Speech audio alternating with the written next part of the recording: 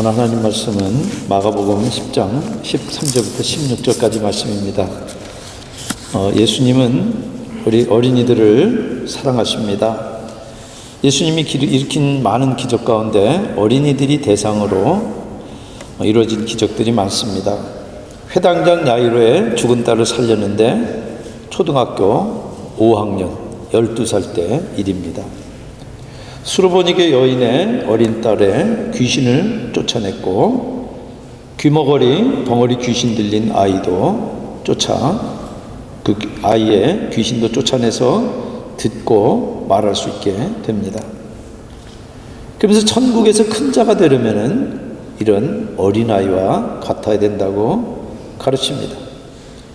그러니까 어린아이라고 무시하지 않고 예수님 때문에 잘 돌보면은 그것은 바로 당신에게 한 것으로 그렇게 여기겠다고 하셨습니다. 어린이들을 예수님에게 데려올 때 예수님이 어떻게 하십니까? 오늘 우리가 읽을 본문 말씀입니다. 마가복음 10장 13절부터 16절까지 한 절씩 서로 교독하겠습니다. 사람들이 예수께서 만져주심을 바라고 어린 아이들을 데리고 오매 제자들이 꾸짖거늘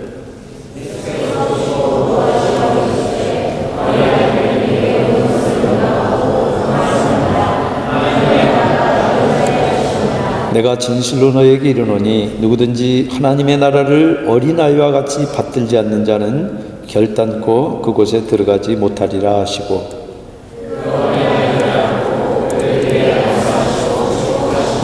아멘. 기도하겠습니다. 참 좋으신 하나님, 우리가 사람의 말 듣기를 원치 않습니다.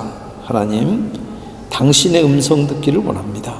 성령 하나님, 이 자리에 친히 임재하셔서 우리 사랑하는 어린아이들부터 아이와 같은 어른들까지 모두 다 주님의 음성 듣고 천진하게 따라가는 아이와 같은 그런 은혜 덧입게 도와주시옵소서. 예수님의 이름으로 기도합니다. 아멘.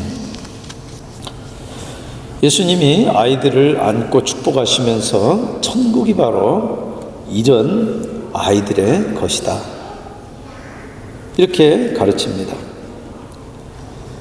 주님께 애들을 사람들이 데리고 오니까 제자들이 꾸짖습니다. 왜 그럴까요? 예수님같이 중요한 분이 하찮은 애들을 만나서 엉뚱한데 시간 보낸다고 판단하기 때문에 그런 거예요. 썸바디인데 노바디가 시간 빼낸다고 여긴 거예요. 그렇지 않아도 예수님은 죄인들과 쓸데없는 사람들하고 어울려서 참 귀찮은데 이제 애들한테까지 시간 뺏기는 것이 싫은 거예요. 자기보다 센 사람들, 자기보다 강한 사람들, 힘센 장군이나 돈 많은 부자들이랑 어울리지 않고 쓸데없는 사람 만나는 게 불만이에요. 더 나은 사람들과 어울려야지 더 나은 사람 된다고 믿기 때문이에요. 여러분 어떠세요? 어떤 못난 부모는 자녀들이 자기보다 평수 작은 아파트 사는 애들하고는 못 놀게 한대요. 강단에서 이런 말 하면 안 되지만 정신병자예요. 예수님은 사람들 인정받거나 유명해지는 것을 원치 않으세요. 사람들에게 인정받고 유명해지려면 사람들이 원하는 대로 따라가야 돼요. 예수님은 사람들 비유 맞춰서 유명해지고 인기를 얻기를 원치 않고 힘센 장군이나 돈 많은 부자들과 어울려서 더 강하고 돈 많은 사람이 되려고 하지 않으세요. 예수님이 필요한 사람이면 누구든지, 설령 부자든지 가난하든 힘이 세든 힘이 약하든 노인이든 어린이든 그런 필요한 사람들을 만나기 때문에 지금 예수님은 어린아이들을 함께 시간을 보내시는 거예요. 그런데 아이들은 따뜻한 품이 필요합니다. 샹하이 고아원이 중국에서는 가장 시설이 좋아서 외국인들에게 자랑스럽게 오픈하는 그런 시설 중에 하나입니다. 그런데 놀라운 것이 거기 있는 고아들, 특히 영유아 고아들이 사망률이 절반이 넘습니다. 그래서 그 르포를 이 비밀리에 취재했던 기자가 아이들 배변 습관 길린다고 그 추운데 그냥 그 변기에 꽁꽁 묶어놓고 앉히고 그런 것들이 보도가 됐습니다. 그런데 시설 좋고 아무리 잘 먹여도 따뜻한 품이 없으면은 아이들은 살 수 없습니다. 따뜻한 품에서 안심될 때 그때 자존감도 생기고 건강해요. 우리 부모님들 자녀들 따뜻하게 안아준 지 얼마나 되셨습니까? 한번 안아주세요. 왜 안 안아주세요? 한번 꼭 안아주세요. 저는 지금도 그 따뜻한 품을 기억합니다. 초등학교 저학년 때 아마 2학년이나 이렇게 됐던 것 같아요. 시골 할머니 댁에 갔는데 아주 깡촌이에요. 버스에서 밤늦게 내렸는데 깜깜해서 아무것도 안 보여요. 그런데 멀리서 승냥이 우는 소리가 들렸어요. 아빠 꽁무니 따라가는데 너무 무서워요. 뒤에서 누가 와서 나를 잡을 것 같아요. 그래서 앞으로 갔더니 이번에는 앞에서 뭐가 오른 것 같아요. 그래서 안절부절 못하는데 아버지가 달랑 저를 업어주셨습니다. 그 따뜻한 등이 이 온기가 지금도 제 가슴에 느껴집니다. 주님이 그렇게 아이들을 품에 품으셨어요. 그러면서 누구든지 하나님의 나라를 어린아이와 같이 받들지 않는 자는 결단코 그곳에 들어가지 못하리라. 아이처럼 그렇게 받들지 않으면 누구도 천국 못 들어간다는 얘기예요. 근데 여러분들 여기 아이는 비유인 걸 아시죠? 패러블인 거 아시죠? 아이들 천사 아니잖아요. 아이들도 고집 부리고 악한 면이 있습니다. 그리고 자기밖에 모르는 이기심도 있어요. 그래서 사도 바울은 고린도 교인들 가운데 육신에 속한 사람들을 그리스도 안에서 어린아이라고 고린도전서 3장 1절에 꾸짖었어요. 그 말은 아이들에게 본받을 것만 있지는 않다는 것입니다. 바울은 믿음이 어린아이 수준을 벗어나서 장성해야 된다고 가르칩니다. 그리고 자기 자신도 과거에 그랬다고 고린도전서 13장 11절에 내가 어렸을 때는 말하는 것이 어린아이와 같고 깨닫는 것이 어린아이와 같고 생각하는 것이 어린아이와 같다가 장성한 사람이 되어서는 어린아이의 일을 버렸노라. 물론 나이 먹고 경험이 많다고 그래가지고 사람이 성숙되지는 않습니다. 몸은 어른인데 말하고 깨닫고 생각하는 것이 유치한 어른들이 많습니다. 그러니까 서로 시기하고 질투하고 싸우는 거예요. 아이처럼 자기 중심적이기 때문에 그럽니다. 바울도 그런 아이를 버렸다. 배울 만큼 배우고 종교심도 뛰어난 바울이에요. 당시 최고봉인 가말리엘 문화에서 배웠어요. 기독교를 없애려고 정말 특별한 열심을 내던 유대교인이었어요. 종교인이었어요. 그런데 예수님 만나서 자기의 지식이 그리고 자기의 종교가 얼마나 파편적이고 자기 중심적인지 그것을 깨닫고 그리고 나서 그 말하고 생각하는 것이 유치한 상태를 벗어납니다. 그래서 그런 걸 다 버렸다. 그렇게 얘기를 해요. 왜냐하면 파편적이고 자기 중심적인 열심은 진리를 왜곡시켜서 거짓되고 편파적인 사람을 만들어요. 여기 왜 아이를 버려야 된다고 얘기합니까? 에베소서 4장 14절에 보면은 우리가 이제부터 어린아이가 되지 아니하여 사람의 속임수와 간사한 유혹에 빠져 온갖 교훈의 풍조에 밀려 요동하지 않게 하려 함이라. 아이는 속임수나 유혹에 잘 넘어갑니다. 미숙해서 그래요. 지식이 파편적이고 판단이 감정적이기 때문에 위험해요. 그래서 이런 위험한 사람을 뭐라 그럽니까? 물가에 애 놔둔 것 같다 그러잖아요.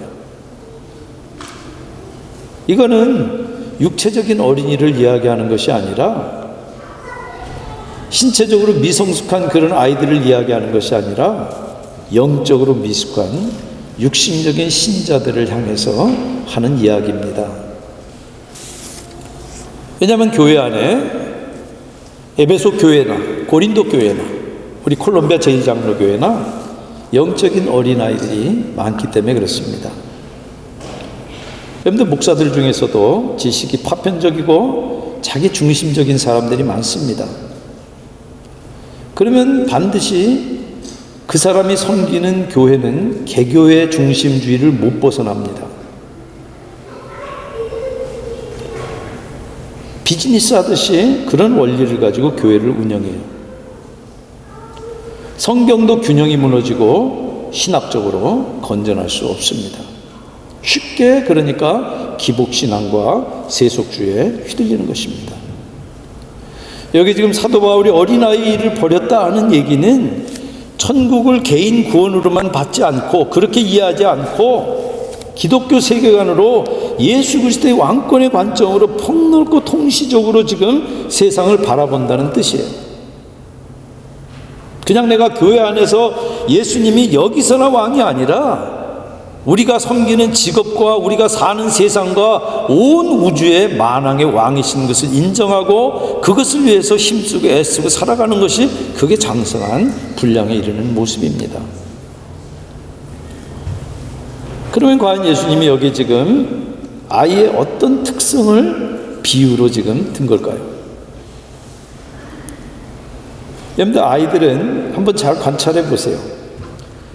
그렇게 해서 교육학자가 되는 겁니다. 삐아제가 아이들을 놀이하는 거 관찰해가지고 교육학자가 되고 이론을 냈어요. 콜버그라고 하는 학자도 아이들이 규칙정하는 걸 보고 도덕성이 발달하는 것을 지금 이론으로 만들고 그것들 토대로 해가지고 제임스 파울러라고 하는 학자는 신앙도 어떤 발달 단계가 있다고 그렇게 이야기를 합니다. 여러분들 어른들보다 아이들은 개방적이에요.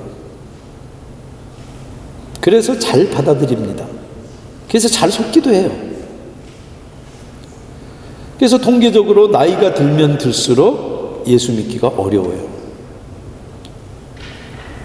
대개는 유스 이전에 믿지 않으면은 그 다음에 믿을 가능성은 굉장히 희박해집니다.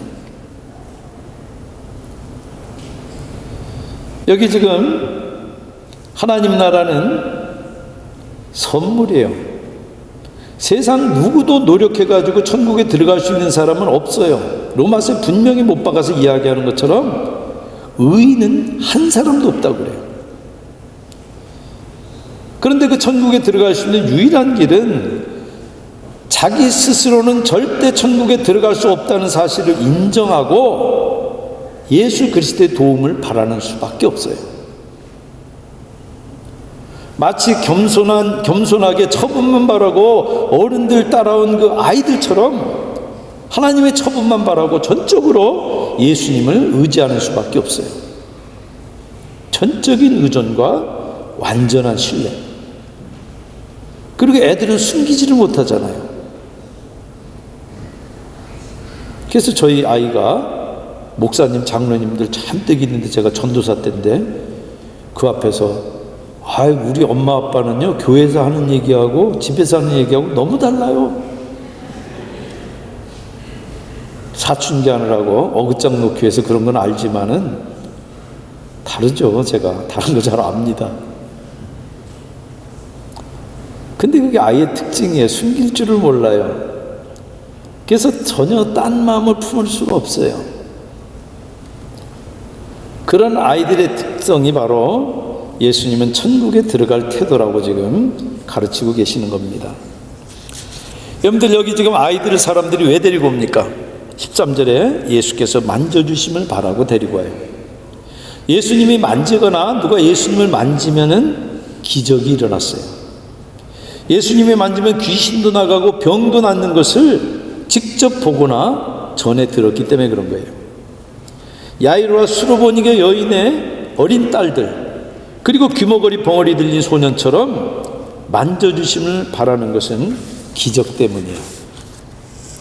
근데 예수님이 기적을 일으키지 않고 아이들을 품에 안고 손을 얹어서 축복을 하세요. 여러분들, 기적이라고 하는 것은, 예수님이 행하신 기적은 그냥 뭔가 센세이셔널하게 얼마나 내가 파워풀한 사람인지 보여주려고 하는 게 아니에요. 예수님과 함께 이 땅에 천국이 침투해 들어온 것을 보여주기 위한 증거들이 바로 기적이에요. 그런데 유대인들은 천국이 오면 이스라엘이 로마 식민지로부터 독립해서 다윗 때처럼 그렇게 잘 사는 강한 나라가 될 걸로 알았어요. 그래서 주변 민족들을 노예로 부리면서 살 줄로 알았어요. 이사야서를 그렇게 이해를 했어요. 그런데 천국 왕으로 오신 예수님이 가난한 사람, 병든 사람, 여기 아이들같이 어울려봐야 아무 보탬이 안 될 그런 사람들하고 시간을 보내면서 도리어 아이들을 천국에 들어갈 태도의 모범으로 삼고 있어요. 여러분들, 공간복음에 마태, 마가, 누가복음이 이 사건을 다 기록을 합니다. 그런데 마태나 누가는 가난한 사람이 천국에 들어갈 수 있다 이야기하는데, 오늘 이 마가는 어린아이들 같아야 들어간다고 이야기하는 거예요. 예수님 품에 안겨서 단순하게 의지하는 그 아이들처럼 단순하게 예수님을 의지하는 사람이라야 천국을 차지한다는 얘기입니다. 여러분들, 애들은 스스로 여기 예수님께 못 나옵니다. 누가 데리고 와야 돼요. 여기 기적이 일어난 아이들 한번 보세요. 아이들이 뭘 하기는커녕 생각도 못해요. 예수가 있다는 것도 몰라요. 예수님이 도착했을 때 이미 야이로의 딸은 죽었어요. 수로보니게 여인의 딸은 귀신이 나갈 때 예수님은 그 자리에 있지도 않았어요. 원격 조정하신 거예요. 귀신이 나가고 누워있는 그 딸을, 어린 딸을 집에 돌아온 엄마가 돌아왔어야 발견합니다. 여러분들, 귀머거리 벙어리 소년 안에 있던 귀신은 예수님을 보니까 발작을 해요. 예수님이 귀신을 꾸짖어서 내쫓으니까 아이가 듣고 말하고 그렇게 낫습니다.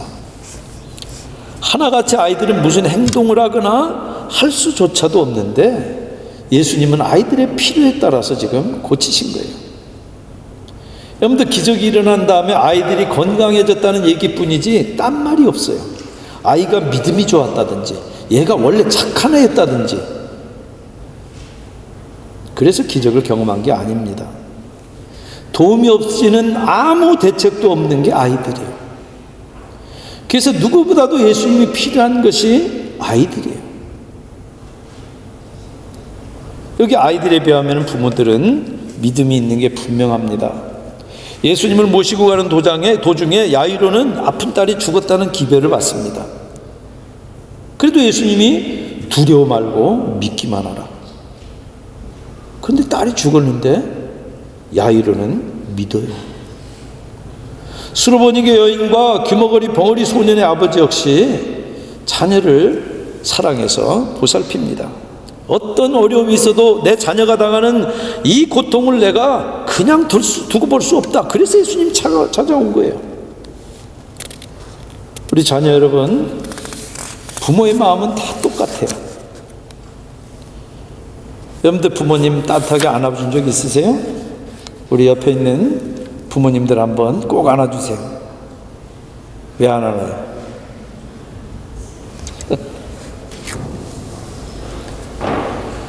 그런데 새 아이 부모는 자녀를 사랑할 뿐만 아니라 예수님을 통해서 나타날 하나님의 능력을 믿습니다. 아이들은 하나같이 한 게 없지만 부모들은 예수님께 와서 자녀를 도와달라고 간청합니다. 그리고 예수님이 원하시면은 그럴 수 있다고 믿기 때문에 와서 간청하는 거예요. 근데 예수님은 그런 믿음 있는 부모보다 믿음을 보일 수조차 없는 그 아이들을 천국에 들어가는 태도로 지금 이야기하고 계세요. 오히려 어떤 일도 할 수 없고 할 생각조차 못하는 아이들의 그런 전적인 의지가 하나님의 은혜 받는 태도라는 얘기예요. 그래서 어른들도 그거를 배우라는 얘기예요. 부모들처럼 믿음 중요합니다. 그러나 예수님의 말씀은 어른들처럼 스스로 행하는 것을 통해서는 절대 천국에 들어갈 수 없다는 겁니다. 오히려 아무것도 할 수 없어서 처분만 바라는 아이들의 그 태도를 본받아라는 얘기예요. 여러분들, 아이들도 천국에 들어가야 되고 철저히 의지하는 그 맞은편에는 하나님이 계세요. 여러분들, 아이들의 사회에서 가장 약하고 상처받기 쉽습니다. 그래서 하나님은 특별히 누구보다도 아이들을 사랑하시고 돌보세요. 예수님이 오셔서 세운 천국이 가난하고 온전히 하나님을 의지하는 그런 불쌍한 사람들의 거라 그러면은 그건 분명히 아이들의 것이 맞아요. 그런데 제자들이 애를 데리고 온 것을 꾸짖으니까 주님이 노하십니다. 제자들이 왜 꾸짖었을까? 마가는 여기 아무 설명도 없습니다. 그래서 어떤 주석가는 사회적으로 열등해서 애들은 가라, 그렇게 꾸짖는 걸로 설명하는데 그 말이 앞뒤가 안 맞습니다. 왜냐하면은 여기 내 아이 고쳐달라고 간청하러 왔던 부모들뿐만 아니라 군중들이 몰려왔을 때 예수님이 제자들에게 배를 띄워서 내가 피하게 해달라고 이야기할 때까지도 제자들은 누구도 막은 적이 없어요. 그런데 지금 그러는 것은 딴 이유가 있어요. 제자들은 지금 큰 일을, 대사를 앞두고 있어요. 예수님이 예루살렘 왕으로 들어가는 대사예요. 제자들도 예수님을 다윗의 자손 메시아로 봐요. 이스라엘을 로마로부터 해방시킬 정치적인 메시아로 봐요. 그래서 그 예수님이 예루살렘에 들어가서 세우게 될 그 하나님 나라를 세우는 그 벅찬 기대와 함께 그 영광을 함께 누릴 그 꿈에 젖어 있는 거예요. 그런데 이런 아주 중요한 시기에 몰려드는 무리들, 특별히 여기 쓸데없는 애들, 그 아이들로 인해 가지고 그 큰 일에서 비하면은 정말 보잘것없고 한참은 이 일 때문에 큰 일이 지금 늦어질까봐 조바심을 내는 겁니다. 제자들은 지금 예수님 가까이 있다는 특권의식에서 아이들을 데리고 온 사람들을 꾸짖은 거예요.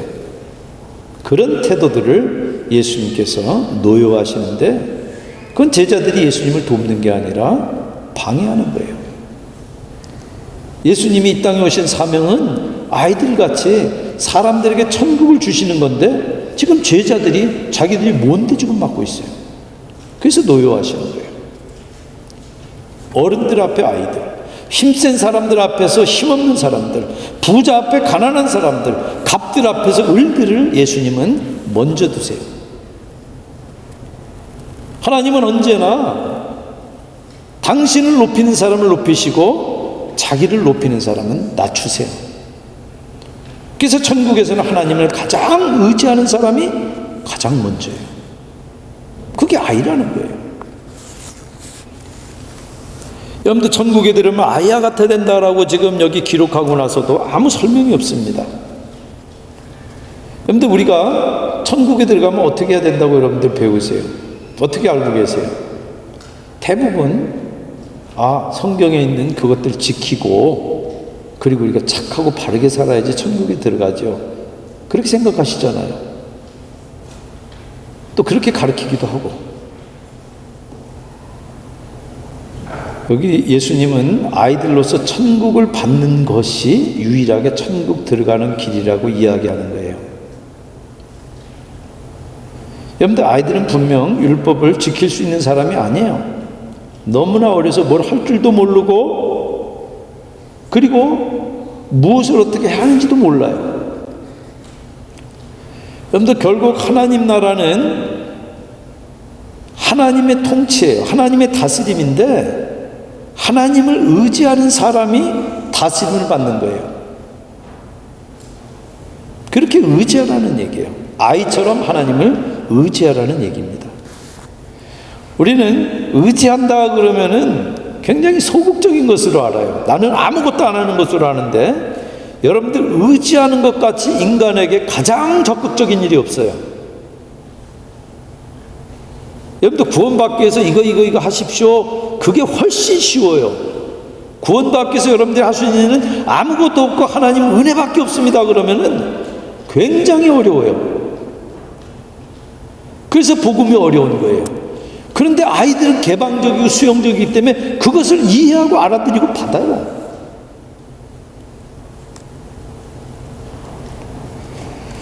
여러분들, 어른이 아이들에게 천국을 가르칠 게 아니라 어른이 아이들에게서 아이다움부터 배워야 됩니다.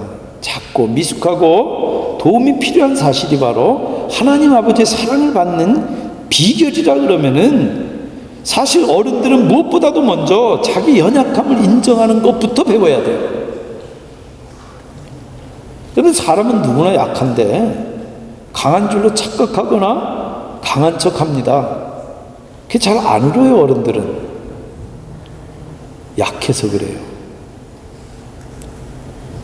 그 약함을 악마가 이용합니다.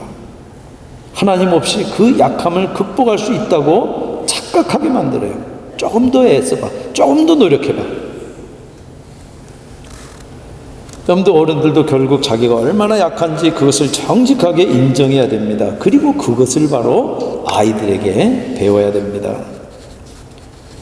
예수님이 여기 지금 아이들을 안고 축복하셨는데, 안는다라고 하는 건 리셉션의 의미가 있어요. 받아들인다는 얘기예요. 엄마가 피 흘려 낳은 아기를 품에 안는 것처럼 십자가에서 피 흘려서 낳은 우리를 예수님이 지금 안으시는 모양이에요. 저 여러분 모두 다 아이들처럼 주님의 품에 안겨서 예수님의 도움심만 바라십시다. 예수님을 의지하면서 예수님이 하나님 아버지께 철저히 순종하시는 것처럼 그렇게 우리가 주님을 의지하며 순종하는 아이와 같은 그런 믿음들을 다 회복하시기를 주님의 이름으로 축원드립니다. 기도하시겠습니다.